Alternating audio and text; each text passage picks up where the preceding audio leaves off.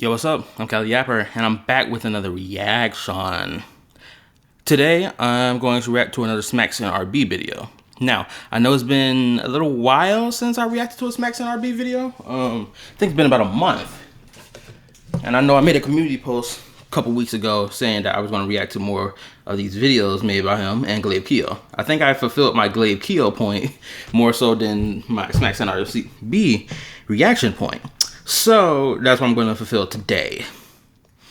Let me see. Actually, let me check my community post on my phone just to see how long ago since I did my other reaction to this man. Okay, so it's been about ooh boy. It's been a month. Oh my lord, I'm a month behind. Forgive me. Anyway, we're gonna get into it. Now we're going to react to this video saying how criticizing Hoyoverse is the biggest sin in gacha. This is obviously an exaggeration because the only people who get offended by it are the minority who are the shills who can't accept that Genshin Impact is not the greatest thing since sliced bread. Similarly, how criticizing anything Withering Waves does deems you as someone who wants the game to fail as well, because we've seen it within recent time with version 2.7's release and version 2.8. So yeah, don't get me started on the other shit too that I see people try to act like it's not an issue, deeming it a Hoyoverse issue, but also extends to Wuwa as well. But anyway, let's get into the video. Okay, volume is good. What about this? Let me check this real quick. Let's go ahead and put that to that. Yep, and let's begin. You usually hear the same stuff like someone spending a house worth of money on Genshin Impact, or maybe you think about that one guy that crashed out on stream. I should be the only motherfucker getting praise in the Genshin community. Or maybe, just maybe, you think about 7 out of 10. I don't know. Regardless, none of that even... How is the 7 out of 10 thing anything related to criticizing Hoyoverse? That was a Wuwa thing, not a Hoyoverse thing. Comes close to the real cardinal sin of the genre, the biggest, the most unforgivable mistake you could ever make, which is daring to criticize Hoyoverse. It doesn't matter how valid your point is, it doesn't matter if you're polite, constructive, or even pointing out flaws that could actually make the game better. The second you say something negative, a swarm of die-hard defenders, Hoyo shills if you will, they will descend from the heavens above to protect their billion-dollar company, telling you. Yep, and we've seen it from Wuwa players too, so this is not a Hoyoverse exclusive thing, as he's framing it to be. But also, what else was I about to say?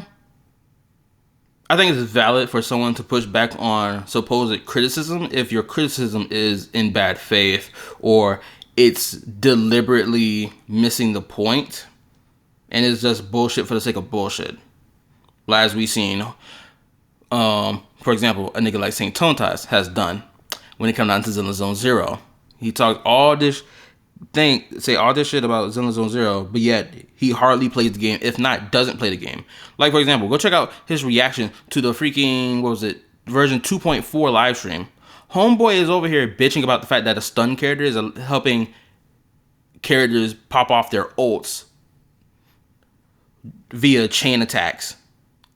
And he's like, look how bad this is. When it's like, no, a good support is a good support. For both attack units and rupture units, absolutely, it's a good character to have.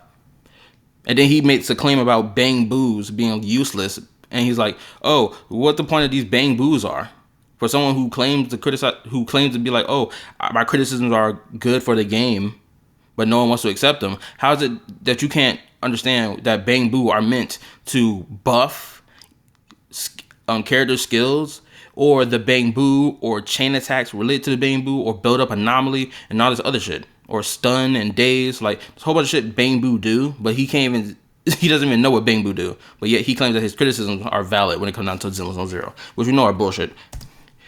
Telling you that you're wrong, you're out of touch, or that you just don't understand. Or maybe you're like this guy that said, just from the accent, I think you have better things to worry about, like ICE looking to deport you. Okay, now that's that's doing the most. Now that comment, that's doing the most, absolutely. I'm not going to talk about my political views in depth, but I will say this. I agree with deporting illegal immigrants who come into the country illegally. You broke the law. You got to go back. Laws are laws for a reason. You. I mean, to be fair, it was kind of funny, but ultimately that right there is the vicious cycle. No matter how fair the criticism is, it gets drowned out, ignored, or ridiculed. And slowly but surely, the culture of blind defense is what's been dragging Hoyoverse games closer and closer to the edge of the... And I just found, granted, this video was a month ago. No, this video was 2 months ago. So this was back in version 2.6 when he dropped this video. And it's just like, when you watch this video now, and you see the shit that's going on with Withering Waves, and how the community has both dogpiled anybody for saying that version 2.7 was mid because they didn't have any combat events, or being like, oh, Withering Waves is not a combat focused game, it's a story focused game, and so on and so forth, and all this other shit. It makes this video look stupid in retrospect. Because as his video states, how criticizing Hoyoverse is the greatest sin in gacha, this is not a Hoyoverse exclusive thing. It is just like, man, this video's title and the conversation in it did not age well. It's just like, man, wow.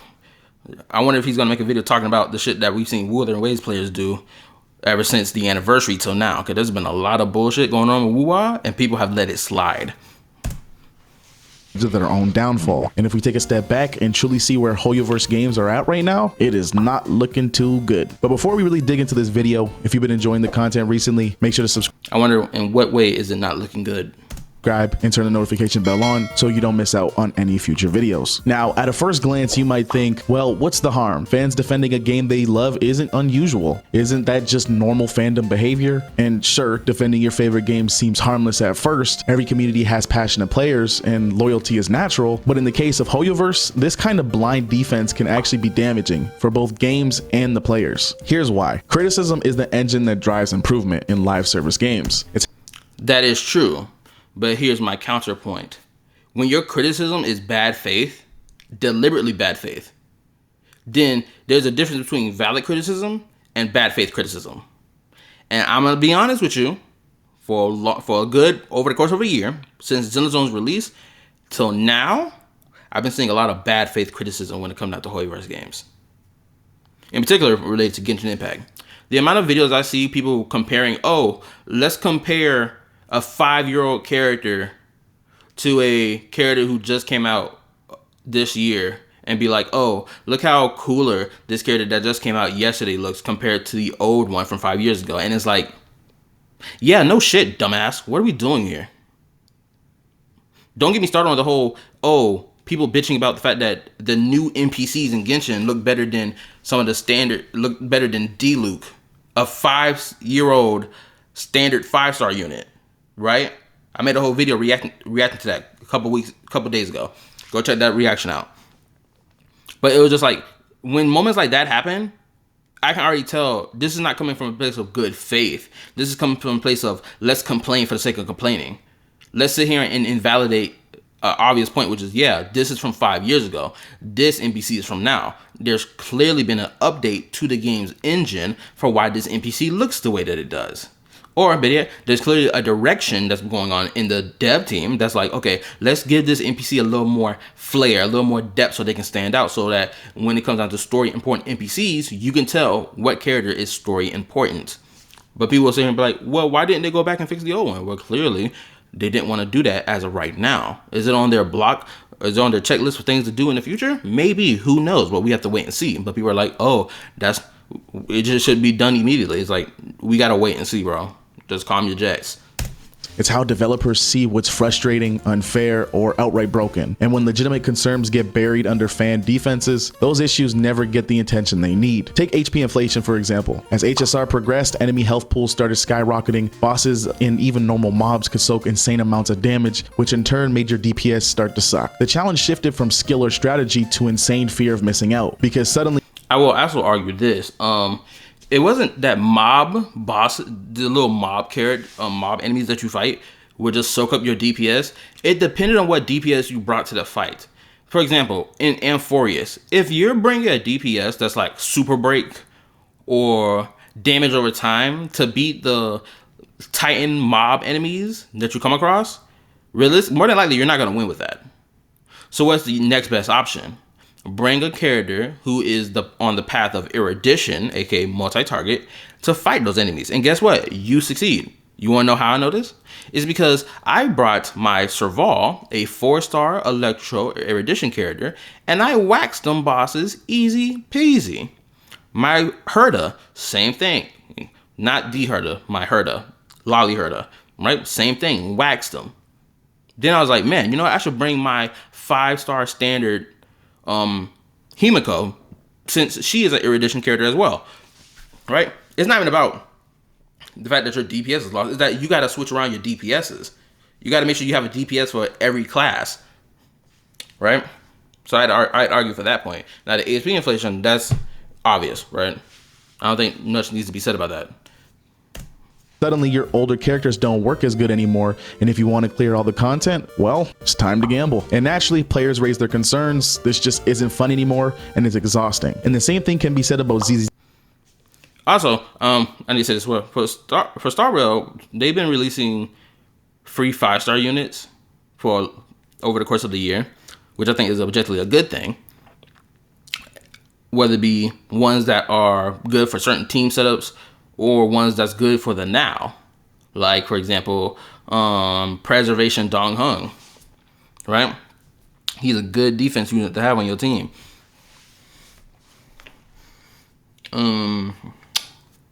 Wait, what else did he say? Hold on. Players raise their concerns. This just isn't fun anymore, and it's exhausting. And the same thing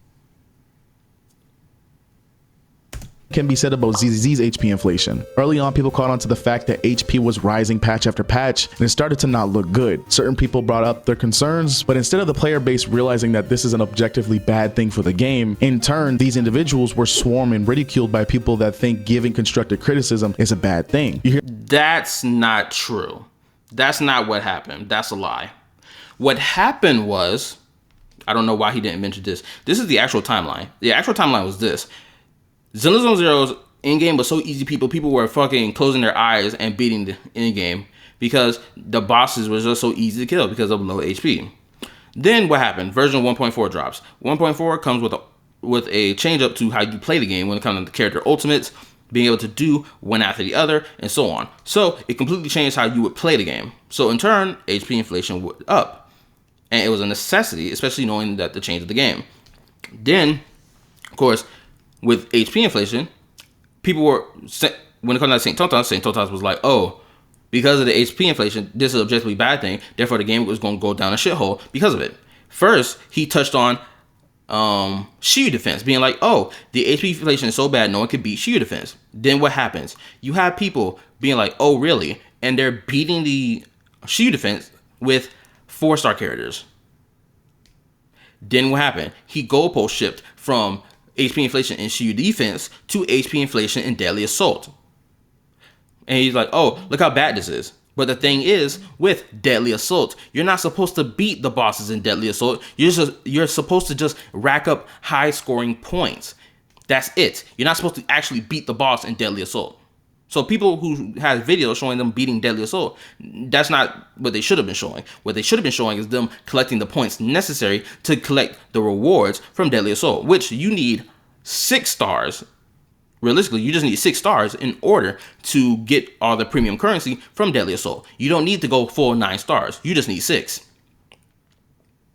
So the whole HP conversation was bullshit even then.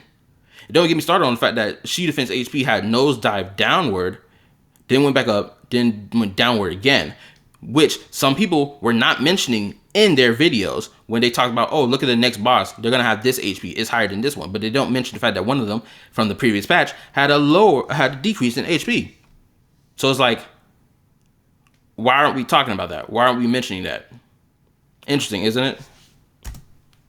You hear things like, stop whining, just work with what you have, or the game is fine, you're just not as creative with your team. Suddenly, instead of sparking real conversation. Okay, let's be for real. Hold up. The whole you're not being creative with your team, there's truth to that. Because there is a handful of people who play Zenless who do not pit their teams properly. And they're being like, oh, let's put these characters who don't work together onto the team and think I'm going to beat it. That's not how that works.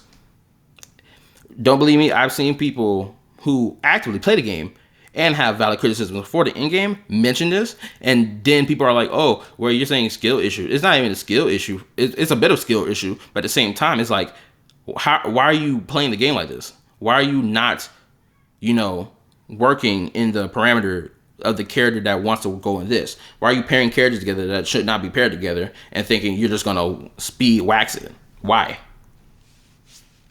You have, or the game is fine, you're just not as creative with your team. Suddenly, instead of sparking real conversation, your concerns get buried under fan defense. And when issues are buried like that, they don't go away. They fester quietly, leaving frustrated players stuck in content that they can't fully enjoy. Let's not even get into the conversation about how the fact that the dev team made a dev talk about how they plan to handle things going forward, which was objectively a good thing as well.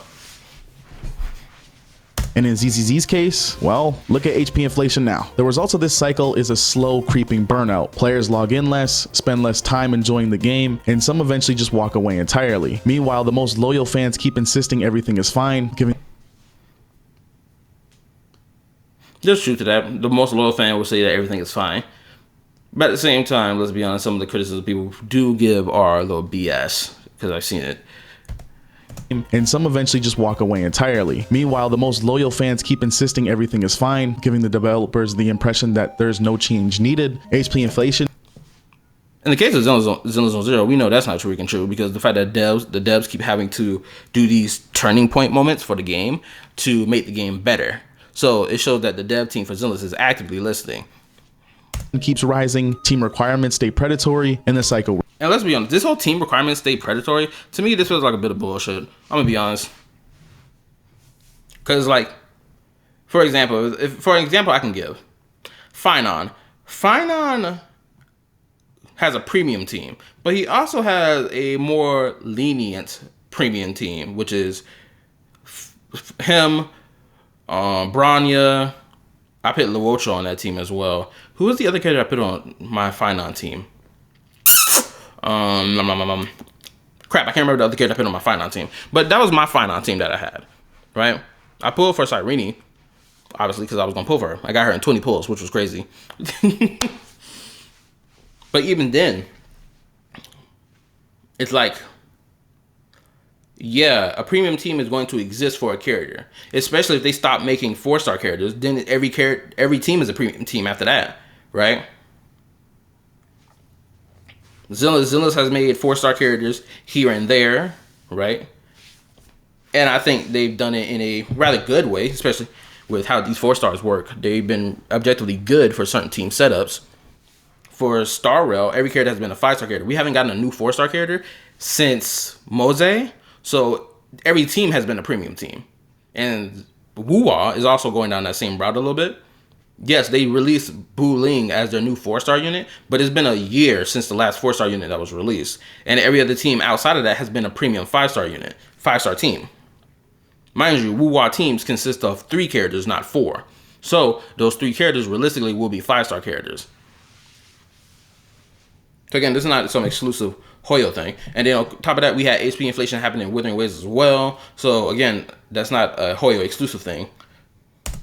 Cycle repeats. This is a massive trend when it comes to Hoyoverse games. This is why blind fan defense is just so dangerous. It gives the illusion that the game is healthy, while in reality, design problems are quietly eroding the community's enthusiasm. HP inflation, shallow endgame, lackluster gameplay loops, predatory team building, these all could have been flagged, discussed, and improved early, but instead, criticism gets silenced, leaving the game to rot under the surface. So what are the consequences of this criticism gets shut down culture? Well, first off, it creates a divided community. On one side, you have... And let's be fucking for real. Just because someone pushes back on this criticism does not mean the criticism is getting shut down, because people still flap their gums talking about it. People still actually make videos talking about their criticisms for Zenless, for Star, for Wuwa, for Genshin. It does not get shut down and just like, oh, no one talks about it anymore because certain people shut it down. No, it continues to be talked about. So that's not even true in itself. You have players who are frustrated, who see the cracks forming, who genuinely want things to get better. And on the other side, you have players so defensive that they treat any criticism like a personal attack. That division. Now, that is true in that, right? There are players who act like every criticism before any of the Hoyo games or even Withering Waves isn't a personal attack, which is not. So he's right about that. makes the community toxic, because instead of focusing on the actual game, everyone is busy fighting each other. It's a cycle we've seen in Honkai Impact 3rd, Genshin Impact, Star Rail, and now the signs are appearing in Zenless Zone Zero. The specifics might differ, but the story is always the same. Early success, community pushback, fan defense. It's so crazy that he says this after what was released by the Dev Talk legitimately a couple of days ago, as of me reacting to this video with version 2.5, because version 2.5 is going to be a big thing. Oh my god, I saw leaks of Grace and Soldier 11's updated gameplay, or like potential unlocked gameplay, and I ain't gonna lie, that shit is gas. Oh my goodness gracious, I can't wait. I've been building my Soldier 11. I finally got her built a little better now. Granted, I need to find a way to increase my crit damage, but I just pulled for Jafufu, so that should handle my crit damage problem. But other than that, bruh. Ignored feedback, and player burnout. Hoyoverse has already walked this path multiple times, and the pattern makes it clear that they really don't care as long as the money keeps flowing. Another consequence this has on their game is burning out their money source, which is their dedicated players. The ones who cared enough to post feedback, make videos, writing guides, or stick around long term, those people eventually get worn down and leave. And once that happens, it's almost impossible to get them back. Now, But the thing is, even with that, guess what? New players come in and play the game. So those old players get replaced by new dedicated players. So that's kind of how it works, which is why the money is going to keep coming. Here's the part that's really worth thinking about. Why does this actually hurt Hoyoverse? After all, they're still making millions, right? Star Rail, Genshin, ZZZ, they're topping charts, pulling in insane revenue. On the surface, everything looks fine, but here's the reality. The honeymoon phase doesn't last forever. Sure, hype and marketing can carry a game for the first year or two, but long-term success depends on the player's trust. And if you've been paying attention to each new release from Hoyoverse, Genshin took 4 years till people en masse started leaving. It took HSR about 2 years, and with ZZZ, well, that didn't even take a full year. I'm guessing. Yeah, it didn't take a full year because a lot of people were doom posting about the game ever since the game came out. That's why. Even when the game objectively made good changes to it, people were still finding something to bitch about. To be like, oh, the game bad. Team building. People started bitching about team building in the game. And it's like, bro, you're bitching about team building of all things? A game about team building, you're bitching about team building. Don't get me started on people bitching about boss mechanics, which objectively are not a bad thing for the most part, right? People bitching about, oh, you got to beat Miasma with rupture units. No, the fuck you don't. And you had niggas pushing that lie, aka Saint Totas. So it's like, that's the only reason that happened within the course of a year. And also, the vibes of Zenless Zone Zero is completely different from Genshin and Star Rail. So, to a lot of people, they're not really, big fans of Zenless Zone Zero style. Don't get me started on the freaking artist who works on Zenless Zone Zero, who is a known lolicon who loves lolly characters, which is why Zenless Zone Zero has a whole bunch of lolly characters in it. People find moral grand issue to be bitching about that. That's the reason why they leave, which is cool. Get filtered. I don't care. And so on, right? Honkai Anime Nexus will be a smooth 1 month, but who knows, we'll see. Here's the irony. By silencing criticism, Hoyoverse actually hurts its own future. The shills think they're protecting the game, but they're protecting it from the one thing that could save it, which is on. I just find it so crazy how we're sitting here saying that the shills are silencing criticism, when in reality, no, they're not. They're really not silencing criticism, because people still express their criticism, regardless of what any shill or whether a bot says. People are still pumping out videos about why they need to fix this in Genshin. People are still still saying this, that, and the third about why Genshin needs to get better. And honestly, Genshin has gotten a little bit better. Not fully, but a little bit. And I think that is objectively a good thing. Now, I'm hoping that throughout version 6, we go full gung-ho and build upon just getting a little better until it's getting a lot better. That's what I'm hoping for version 6 of the game. And with version 6.2, with the buffs they're doing to version 1 units, not every last one of them, but certain version 1 units, and by extension, helping certain team compositions that people couldn't do in the past, back in the first year of the game, can now be able to exceed doing in current time thanks to these buffs. And I think that's objectively a good thing. But of course, people are already out here spinning it as a bad thing. is honest feedback. Without that, the devs only see half the picture. They keep doubling down on systems that frustrate the players, and by the time they realize the damage, the community has already moved on. And make no mistake, competition is heating up. The golden age of gacha gaming is right around the corner. And make no mistake, just as I mentioned in my previous videos, taking all of this into consideration, this is just one thing that'll drive Hoyoverse to its inevitable fall off. So what's the takeaway here? The biggest sin in gacha gaming is criticizing the one and only Hoyoverse, because in short term, sure, the defenders win, they silence That, again, like I said, that's a fucking lie.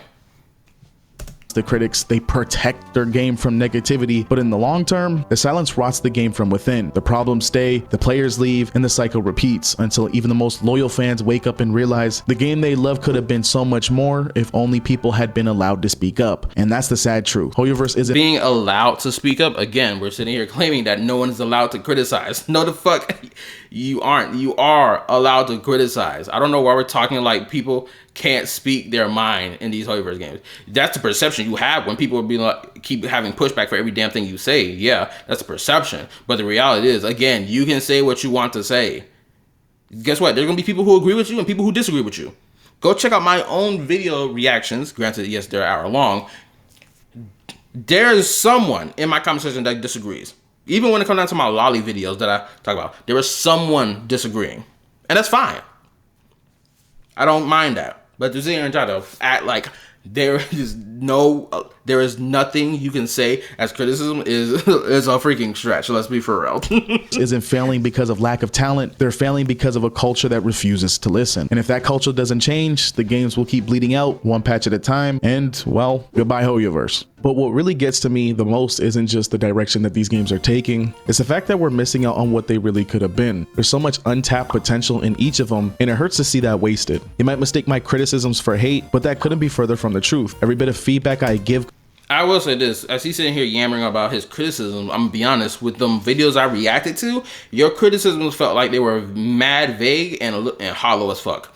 Because you wouldn't even expand upon what exactly are you referring to. So, you can't be mad at someone being like, bro, your criticisms are whack, when you don't go in depth about your criticism, about what exactly are you criticizing. So that's a you fault, not the fault of the people who watched your video. Give comes from someone who genuinely loved these games at their best. I was someone who truly enjoyed Genshin Impact during its prime, those early days when the world felt alive and full of promise. I also had an absolute blast during the first year of Honkai Star Rail, exploring its characters and story. I will say this, even as I'm watching this video and I'm thinking about the things they've recently done with these Hoyoverse games, I'm thinking to myself, these are objectively good things that they've done, and it's crazy to me how people refuse to accept that these are objectively good things. Like with Nodcry, they made Nodcry feel alive by having playable characters appear in the open world so that you can interact with and talk to. This is something that you don't see when it comes down to Wuwa, right? Mind you, this was a criticism that people gave about Genshin Impact in earlier years of the game, and even I gave a criticism of this when I started playing Zenless and I started seeing playable characters appear in the open world, and I go talk to them, and when I'm like, man, this makes the open world feel alive because they exist here, because they actually live in this city. So why the hell can't Genshin do this with Mondstadt, with Leeway? And then guess what happens? Nodcry drops, they start doing it with Nodcry. So now I expect them to do it more so with the other regions as well. Stories with real excitement, and when I first saw Zenless Zone Zero, I saw something special. A game with so much unique potential to offer something new and refreshing. But unfortunately, what we ended up with was so far removed from that vision, and one of the biggest reasons for that, in my eyes, is the toxic positivity that's taken over large parts of the community. Instead of honest discussions and constructive criticism, we get blind praise and hostility towards anyone who dares to point out flaws. It is so crazy to me how he's making this grand claim. Granted, this video was 2 months ago, but still, it is crazy to me how he's making this grand claim, yet damn near every content creator that I watch that plays Zenless, I've seen them criticize the damn game. And I see people in the comment section also giving their criticism of things that they want changed too. So to me, this whole claim of, oh, the large parts of the community has been overtaken by toxic positivity is such bullshit. What you saw was a minority of people making this claim. That's what you saw. And mind you, this minority was pushing back against a content creator who was blatantly lying and goalpost shifting about the game to sit here and say the game is bad. Case in point, when version 2.0 dropped, there was a whole bunch of black screen white text. People were like, man, there's a lot of black. I hope they fix this in the next update. Guess what happened? 2.1 drops, they fix it. 2.2, 2.3, we have less and less of this black screen white text stuff happening. right? Right. So it's like, even when people are sitting here saying like, oh, the game isn't getting better, and they actually are getting better or attempting to, people still want to sit here and act like, oh, it's not getting better. It's like, huh? Come on, bro. That kind of environment doesn't help grow the games. It holds them back. And the worst part is, this isn't just a one-time thing. It's become a pattern, a cycle where hype drowns out reason, and anyone asking for more is told to just be grateful. But we should expect way more. Not out of entitlement, but because we've seen what these devs are capable of when they listen, when they take risks, and when they value the community feedback. Because of that, we've been robbed, not as individuals, but as a community, from ever truly experiencing what these games could have been if honest feedback had been welcomed instead of silence. Well done, Hoyo Shills. But at the end of the day, this is just what I think. If you agreed or disagreed, let me know in the comment section down below. I wonder if he's gonna make a video explaining how WoW players or the Coral bots also act in the same way. Because I know that Homeboy Smacks NRB made a video saying why version 2.7 was mid. And then surprisingly, it was on his video list. I saw it, but I wanted to react to that video. But surprisingly, he took that video down off his channel. If that doesn't scream to me a bot or WoW bot problem in the WoW community, I don't know what does. Surprisingly that he doesn't make a video condemning the bots for their behavior towards gacha CCs who said that 2.7 was mid. Surprisingly, he didn't make a video about that. Where's that video condemning those players? What about the video condemning the players for how they acted when it came down to the version 2.3 update, which was the anniversary for Wuthering Waves, where you had players out here calling anyone a beggar because they wanted a free 5-star unit for the anniversary? The least that this gacha game company could do for their players who's been supporting their game since day one and gave their game a chance so that it can get to where it is now. Isn't that crazy? Don't believe me about that part that I'm mentioning right now? Go check Pharaoh's channel. Pharaoh's. He made a video talking about it. He even made a community post talking about it. When he was being called a beggar for wanting a free 5-star character. What's even crazy, I'm like, okay, how is it that Genshin is giving a free 5-star character every, let's say, year when it comes down to the standard banner when a new region drops or whatever? Star Rail has been giving out free 5-star characters over the last year, which has been a really good thing, and is now a permanently good thing with their banner system that they changed it to, instead of just losing your 50-50 to standard 5-star characters, you now get to lose your 50-50 to limited 5-star characters, which is freaking amazing. And then now with Zenless has been doing these turning point updates. 1.4 was a turning point update. We got a free 5-star character from that and a good change to the overall game when it comes down to your gameplay. Then now we're getting it again in version 2.5 with another free 5-star unit. Yes, this is leaks, but I am willing to believe that these leaks are 100% concrete at this point in time. And we're getting another Void Hunter. There's updates to the gameplay, multiplayer gameplay as well, and so on. Characters getting buffs. There's standard 5-star characters getting buffs to their kits and whatnot. It's like, man, I'm trying to understand where exactly is this. I'm just flabbergasted. I'm just like all over the place because it's like when I see these things, I'm like, these are objectively good things. So it can't be true that criticizing Hoyoverse is something that's not allowed when they're doing these things that are objectively a good thing that more than likely have come from people's criticisms. Is there any more for this video? I always enjoy engaging with as many of you folks as possible. And if you enjoyed the content, make sure to subscribe and turn the notification bell on so you don't miss out on any future videos. If you enjoyed this video. Okay, I think that's it. I don't think there's nothing else to be said. Anyway, for anyone watching my video, go give your opinion in the comment section below. Tell me how you feel about this video and that's being said in it. Like, sub, turn on notification bell, join my YouTube community Discord if you wish. It's a little more active recently thanks to the new subscribers. And also, for my people who are new subscribers, please, I ask you, share my video around. Help your boy reach at least 400 subs. I am close to 500, but help your boy reach that 400. Right now, I'm at 359, I believe, in terms of my sub count, or 358, one of those two. Go check my channel, you'll see. I'm close. So help your boy out. Go check out your boy's videos. Go check out my Yap reaction videos. Go check out my Yap discussion videos as well. Cause your boy is on the move, and I'm loving the progress. Anyway, this is KallaTheYapper signing out. Peace.